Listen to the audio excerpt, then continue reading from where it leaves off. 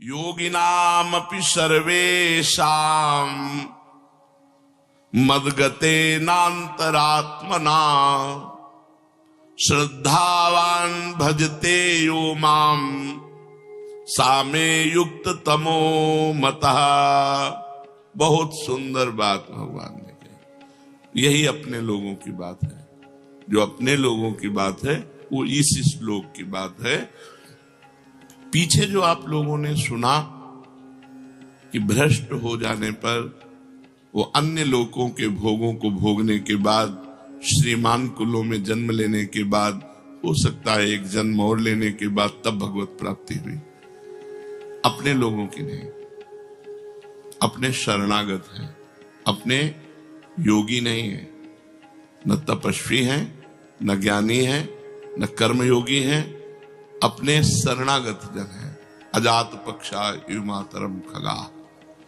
जैसे छोटा सा बच्चा घोंसले में बैठे अपनी माँ की बाट जोता है, ऐसे हम प्रियालाल की कृपा के पात्र हैं। हम उनकी कृपा से चल रहे हैं। हम उनका जस गाते हैं, उनका नाम जप करते हैं, उनकी जूठन पाते हैं, उनके धाम के वासी, उनके आश्रित हैं। हमको ये गतियां नहीं मिलेंगी। हमसे अगर चूक भी हो जाएगी तो हमारी श्री जी का स्वभाव है। अवगुण करे समुद्र सम गनत ना अपनो जानी, राई के सम भजन को मानत मेरु समान। राई बहुत छोटा दाना होता है। अगर थोड़ी भी सेवा बन गई, थोड़ा भी भजन बन गया तो हमारी प्रियाजू से सुमेरु पर्वत के समान मानती। और अगर पाप बन गया समुद्र के समान तो मानती ही नहीं है। इसलिए हमारा अगला जो जन्म है वो नहीं होगा। हम इसी जन्म में प्रियाजू को प्राप्त करेंगे, क्योंकि हम अपनी साधना के बल से नहीं चल रहे। मेरे बल सी वृंदावन रानी, हम इनके सहारे चल रहे हैं। हम शरणागत हैं। हम तपस्वी योगी नहीं हैं, हम कर्म योगी नहीं हैं, हम ज्ञान योगी नहीं हैं, हम प्रेम योगी हैं। प्रियालाल के चरणारविंद की शरण में है। जो शरणागत के अभय करके उसके सारे अपराधों को न मानते हुए, मानते ही नहीं, क्षमा करने की बात जाने दो। अवगुण करे समुद्र सम, एक दो अपराध नहीं किए, सैकड़ों पाप किए इसने, बोले मानती ही नहीं कि इसने किया है। ऐसी हमारी प्रियाजू है। अवगुण करे समुद्र सम गनत ना अपनो जाने। ये मेरा है।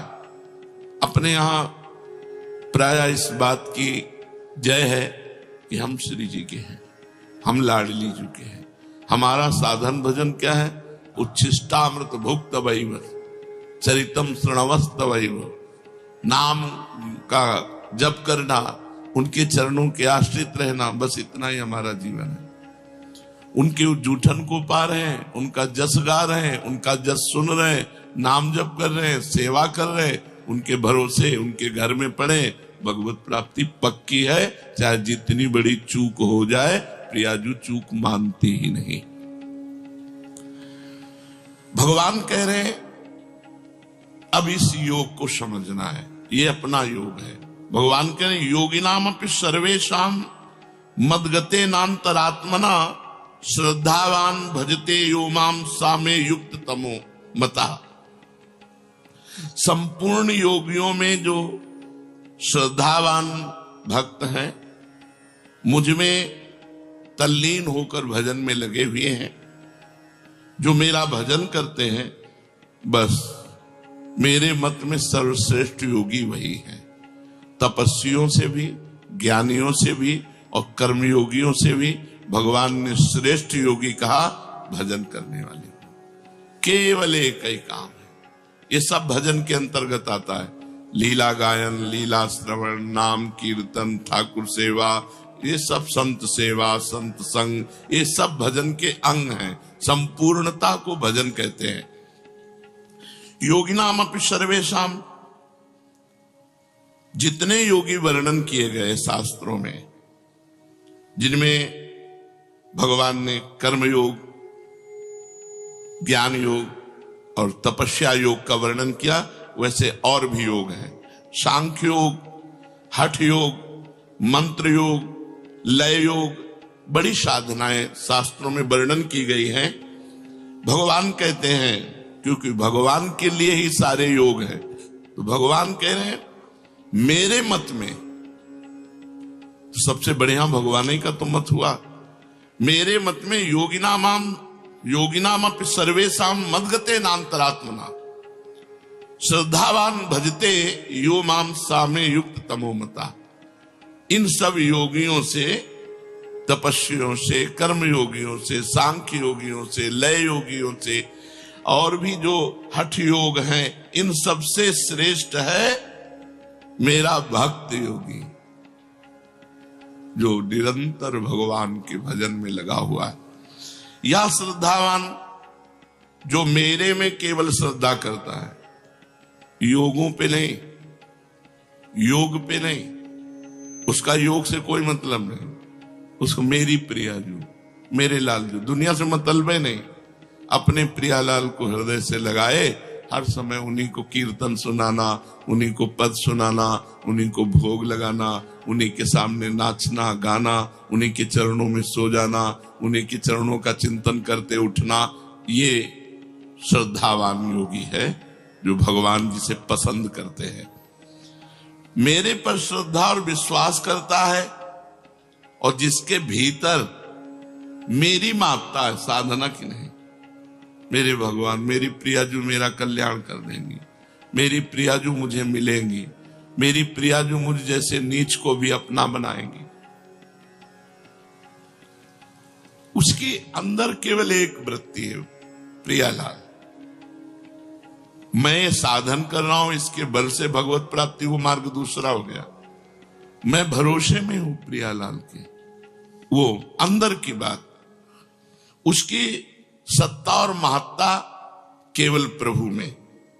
ऐसा वो श्रद्धावान भक्त मेरे में लगे हुए मन से मेरा भजन करता है, तो मदगते नान्तरात्मना माम भजते। भगवान कह रहे, मैं जो निर्णय कर रहा हूं सबसे बड़ा निर्णय है, भगवान का निर्णय सबसे बड़ा निर्णय है। भगवान कह रहे, जिसने मेरे में चित्त लगा दिया, मेरा आश्रय ले लिया और मेरा भजन कर रहा है, यो माम सामे युक्त तमो मता, मेरे मत में सबसे बड़ा योगी वही है।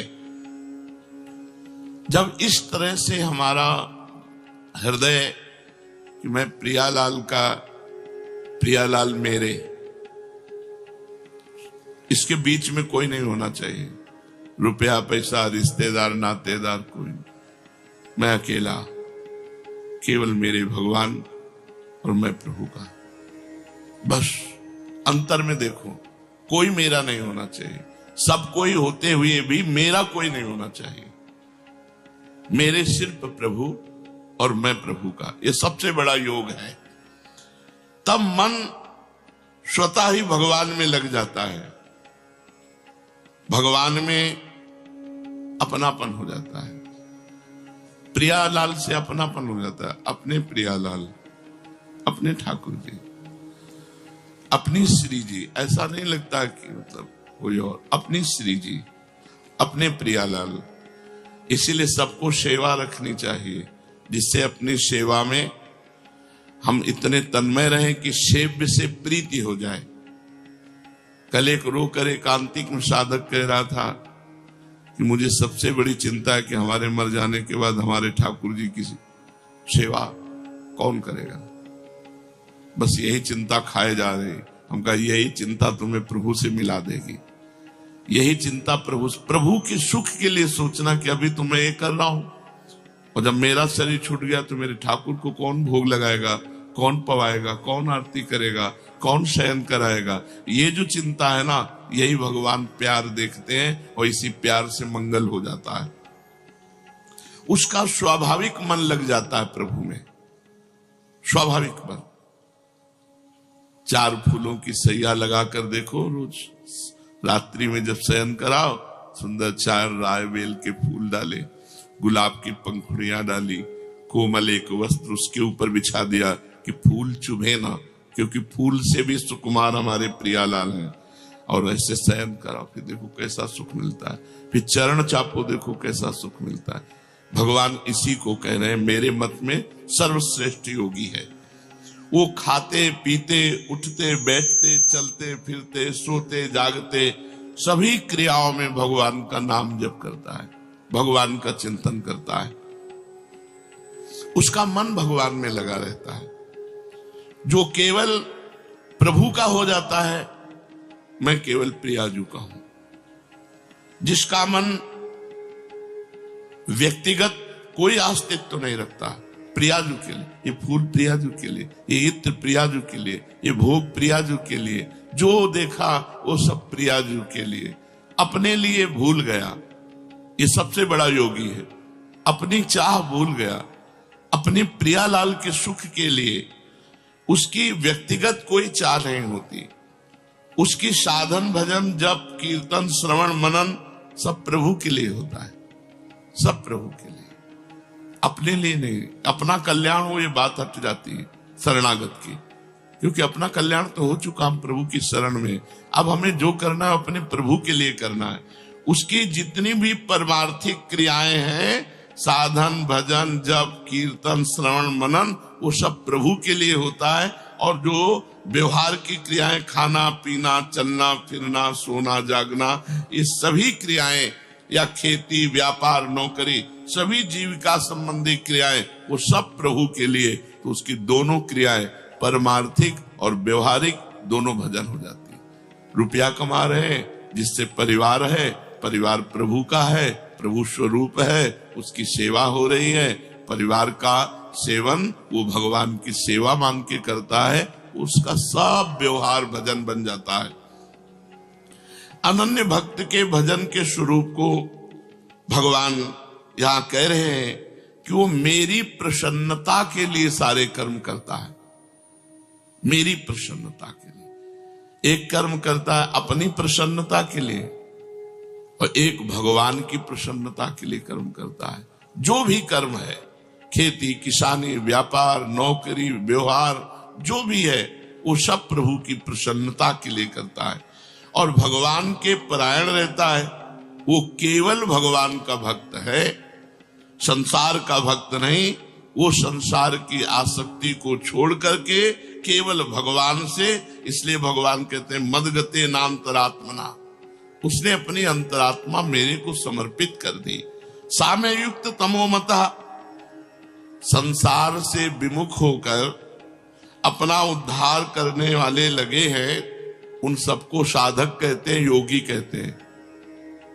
लेकिन ये अपने कल्याण के लिए नहीं लगा, ये अपने प्रियालाल को सुख पहुंचाने के लिए लगा है। हमारा कल्याण हो जाए तो याद ही नहीं आता।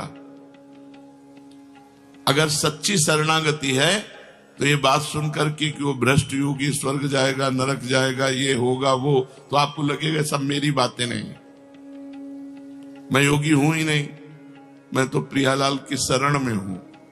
हमारा निर्णय संसार के भागवतिक विधान में नहीं होगा, हमारा निर्णय निकुंज में होगा। और निकुंजेश्वरी का स्वभाव ऐसा है, बड़ी करुणामयी दयामयी कृपामयी, अपराध मानती ही नहीं, छोटी सी सेवा को पहाड़ करके मानती। हमारा तो काम बन गया। हमें हर समय पुलकित रहना है कि हमारा संबंध श्री जी से, हमारा कल्याण साधना से नहीं संबंध से होगा।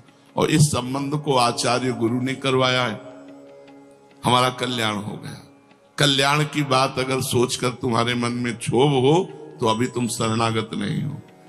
अपने कल्याण की बात सोचना शरणागति में कलंक है। हमें प्रभु के विषय में सोचना है, प्रभु की चर्चा।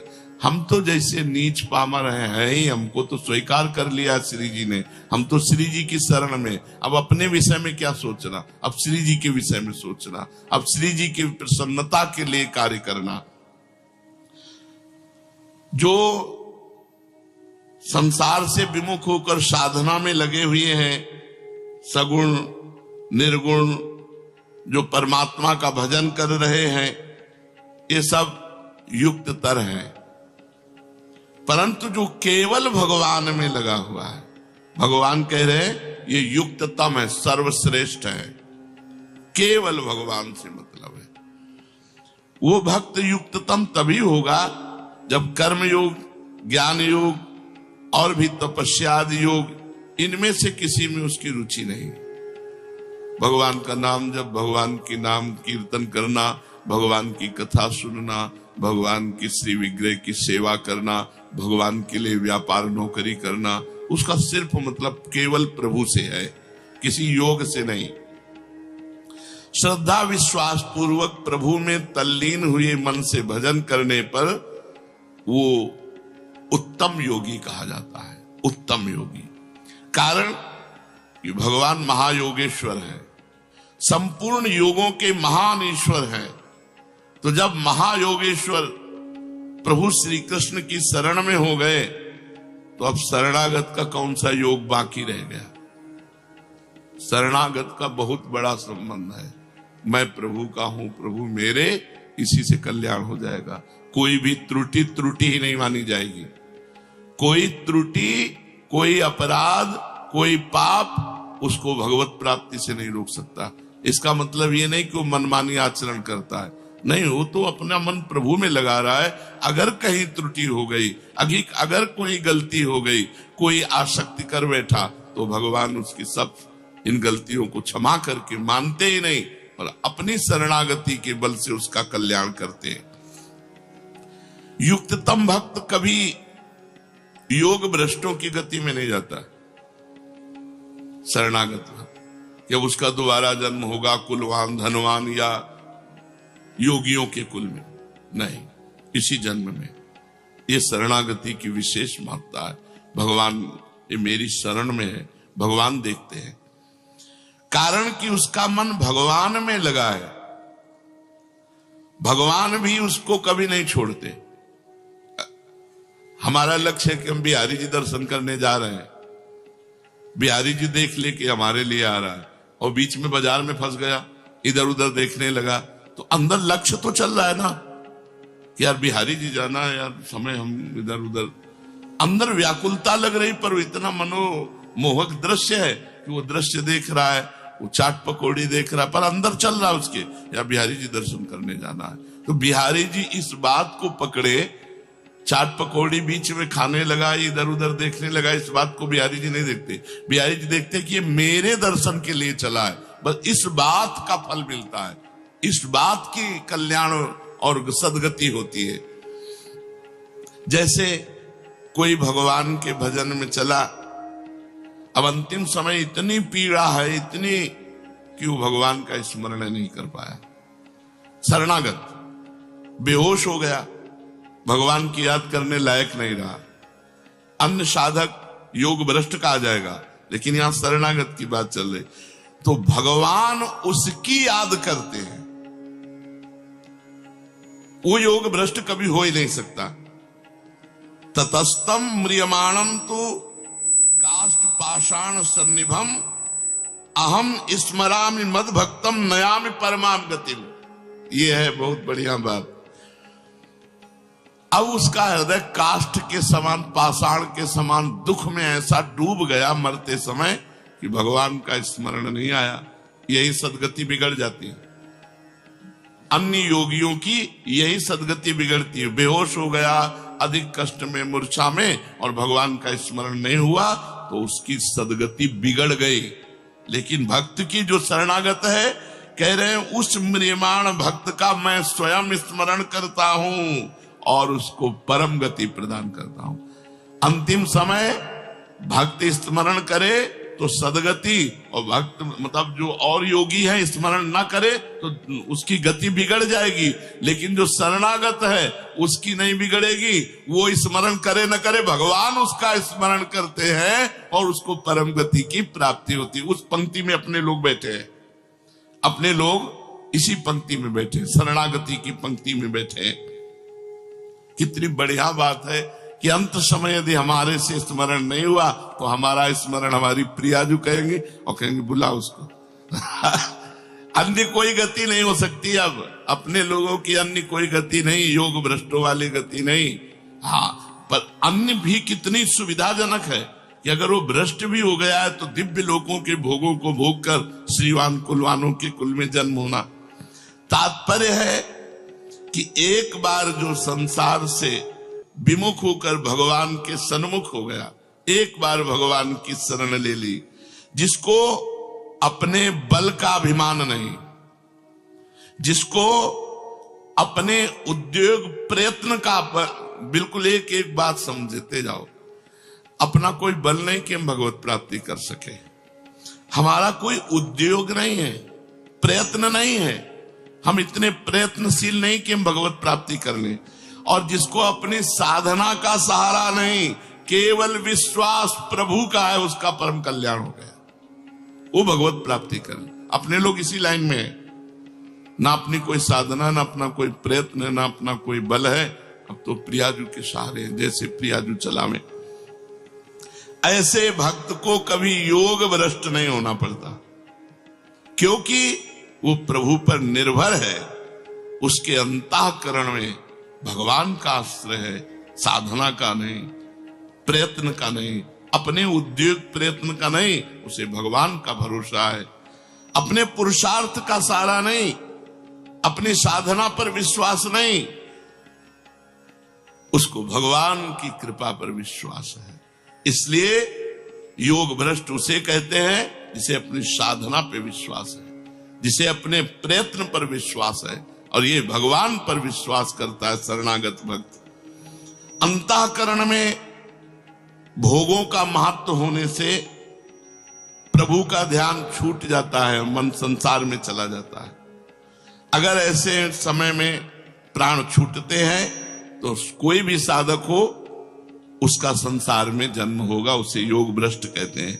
लेकिन जो भगवान का शरणागत है उसका नहीं, क्योंकि अंतिम समय भगवान उसका स्मरण करते हैं, इसलिए वो योग भ्रष्ट हो ही नहीं सकता, वो भगवत प्राप्ति करेगा। अपने लोग उसी पंक्ति में बैठे, अपनी साधना इसी बात की है। अगर अपने बल का सहारा विश्वास और अभिमान ना हो और संसार में मन जाए तो भगवान का भरोसा है, तो योग भ्रष्ट नहीं माना जाएगा। फिर सुन लो इस बात को, अपने साधन का, प्रयत्न का भरोसा नहीं है, भरोसा प्रभु का है, प्रियाजू का। और मन खूब संसार में जा रहा है, उसका मन संसार में जा रहा है, वो अंतिम समय भी संसार में चला गया, तो वो योग भ्रष्ट नहीं होगा, क्योंकि प्रियाजू इसका स्मरण करेंगे और वो प्रियाजू के पास पहुंच जाएगा। अपने लोग बेपरवाह रहिए, हम श्यामाजू केवल अभिमानी, टेढ़े रहे मोहन रसिया सो बोले अटपट बानी। ये बात बैठा लो, हृदय में बैठालने की है। अब हमारा अंतिम नहीं बिगड़ेगा, क्योंकि अंतिम में प्रियाजू हमें याद करेंगी। जीवन में जितना बनता है हम श्यामा प्यारी रट रहे हैं, और जब हम रटने लायक नहीं रहेंगे तब श्यामा प्यारी हमारी स्मृति करेंगी और हमारा मंगल हो जाएगा। कारण कि ऐसी अवस्था में मन तो संसार में चला गया, लेकिन आश्रय भगवान का है, इसलिए आश्रय से उसका कल्याण हो गया। उसने साधना का आश्रय नहीं लिया था, उसने प्रभु का। ये बहुत मीठी बात है, बहुत अमृतमयी बात है, क्योंकि उस समय हमारे बस की बात नहीं रहती। हमारे बस की बात तो अभी भी नहीं है, जब मन जहां चाहता है वहां चला जाता है। तो उस समय, अंतिम समय जब हमारा आएगा, उस समय मेरे बस की बात नहीं, तो उस समय प्रियाजू स्मृति करके हमारा परम कल्याण, परम मंगल करती। ऐसे निर्भर भक्त का चिंतन भगवान स्वयं करते हैं, जिससे वो योग भ्रष्ट ना होकर भगवत प्राप्त हो जाता है। जय हो। संसार का संबंध विच्छेद होने से योगी बंधन मुक्त होता है, लेकिन ये संसार का चिंतन करने पर भी भगवान को प्राप्त होता है। ये खास बात है शरणागति की। अंतिम समय संसार का चिंतन चला गया, लेकिन आश्रय किसका है? प्रियाजू का। अंदर आश्रय प्रियाजू का, प्रभु का आश्रय। तो इसका परम कल्याण आश्रय से हुआ, मन आने जाने से नहीं। ये है शरणागति की विशुद्ध महिमा। वो निर्विकार परम सुख, परम शांति, परम आनंद का अनुभव करेगा। उसकी पूर्णता में कभी कोई कमी नहीं हो सकती, क्योंकि अंतरात्मा से उसने प्रभु का आश्रय लिया है। ये भगवान जो ये कह रहे हैं, मदगते अंतरात्मा, जिसने अंदर से मेरा आश्रय ले लिया, इसी तभी हमने कई बार सत्संग में कहा है भगवत प्राप्ति आश्रय से होती है। अंदर का जो आश्रय है वो भगवान देखते हैं। भगवान के साथ जो अपनापन है, जो भगवान के प्रति भाव प्रकट हो गया है, वो भाव उसका परम मंगल कराता है। तो भगवान तपस्वियों से भी अधिक योगी, ज्ञानियों से भी अधिक योगी और कर्मयोगियों से भी अधिक योगी बताया किसको? जो निरंतर भगवान के भजन में डूबा हुआ है, जिसका आश्रय केवल श्री भगवान है, अन्य कोई है ही नहीं। भगवान कह रहे मय्यासक्त मनाः पार्थ योगम युञ्जन मदाश्रयः असंशयं समग्रं मां यथा ज्ञास्यसि तच्छृणु। हे पृथानंदन, मुझ में आसक्त मन वाला अगर नहीं हो पाया आसक्त मन वाला, तो मदाश्रया, मेरे आश्रित, जो इसका अभ्यास करता है, तो तू मेरे जिस समग्र रूप को निसंदेह जिस प्रकार जान सकेगा, उसको उसी प्रकार से सुन। मैं आसक्त, मेरे में ही जिसका मन आसक्त हो गया है। देखो, खास बात देखी जाती है, जैसे हृदय से हमारे लोगों का लक्ष्य भगवत प्राप्ति है, प्रियाजू है। अब बीच में हम किसी भी में फंस जाते हैं तो फंसना नहीं माना जाएगा, वो तो रास्ते में हो। तो जो प्रभु है वो देख रहे हैं कि चला मेरी तरफ है, इसका लक्ष्य मैं हूं, इसका आश्रय मैं हूं, पर मेरी दुरंत माया है, ये आकर्षित हो गया, तो मेरी ही तो माया है। इसलिए भगवान से अगर जो साधक मय्यासक्त मना, प्रभु में ही जिसका मन आसक्त हो गया है, सारा स्नेह बटोर करके प्रभु के चरणों में सबकी ममता ताग बटोरी, मम पद मन बांध बरडोरी, ये मय्यासक्त मना है। माता पिता भाई बंधु रिश्ते नाते, यहां तक कि अपने शरीर की भी ममता का त्याग करके केवल प्रभु के चरणों में, उसे मय्यासक्त मना कहते हैं। चिपक गया मन प्रभु में, स्वाभाविक प्रभु में मन लग गया, तो उसको भजन तो करना नहीं पड़ता, स्वाभाविक भजन होता है, क्योंकि उसकी आसक्ति प्रभु में हो गई है।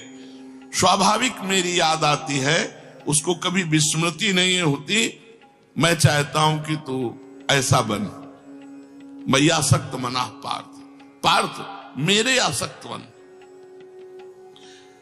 उत्पत्ति विनाशशील वस्तुओं का शब्द स्पर्श रूप रस गंध का आकर्षण तभी मिटेगा जब मय्यासक्त मना होगा, जिसका मन प्रभु में आसावई मना कृष्ण पदारविंदयो, जिसका इस लोक में शरीर के आराम, आदर सत्कार और नाम बड़ाई की, स्वर्ग आदि परलोक के भोगों की किंचन मात्र कोई प्रियता नहीं रह गई है। मय्यासक्त मना, शरीर के आराम की व्यवस्था, मान बड़ाई, नाम प्रणाम नमस्कार, लोक परलोक के भोग, इन सब से कोई प्रियता नहीं, मेरी तरफ खिंचाव है। ऐसे उपासक को मय्यासक्त मना कहते हैं। साधक कैसे भी प्रभु में लग जाए, वो मय्यासक्त हो ही जाएगा। अगर वो कहीं इधर उधर चलेगा ना, मन चलाएगा, तो उसको ऐसी ठोकर लगेगी कि अपने आप सही मार्ग में चलेगा, पक्का मान लो। जिससे आसक्त होगा वही ऐसे वचन कहेगा, वही ऐसी क्रिया कर देगा कि उसका मन हो जाएगा, अरे मैं तो परमार्थ छोड़कर, भगवान छोड़कर इसके लिए आसक्त हो रहा हूं, ये हमें क्या, वो अपने आप सही रास्ते में आ जाएगा। जिधर वो आसक्त होना चाहेगा, तो ये भगवान की भी तो जिम्मेवारी है। भगवान खींचते हैं, कृष्ण आकर्षण, हमको और कोई विषय खींच करके अपने में रोक नहीं सकता अब, क्योंकि भगवान ने खींचा है। खड़े हो सकते हैं, लड़खड़ा सकते हैं, लेकिन लक्ष्य नहीं बदल सकता। अब ये लक्ष्य नहीं बदल सकता कि चलो अब ये भोग मिल गया, विश्राम नहीं। उसका लक्ष्य अंदर जागृत है भगवत प्राप्ति, अंदर लक्ष्य उसका जागृत है भजन। और थोड़ी देर के लिए मनोरंजन के लिए रुक गया तो उसी मनोरंजन में ऐसी चोट पहुंचाई जाएगी कि उसका हृदय व्याकुल होकर फिर भगवान की तरफ भाग पड़ेगा।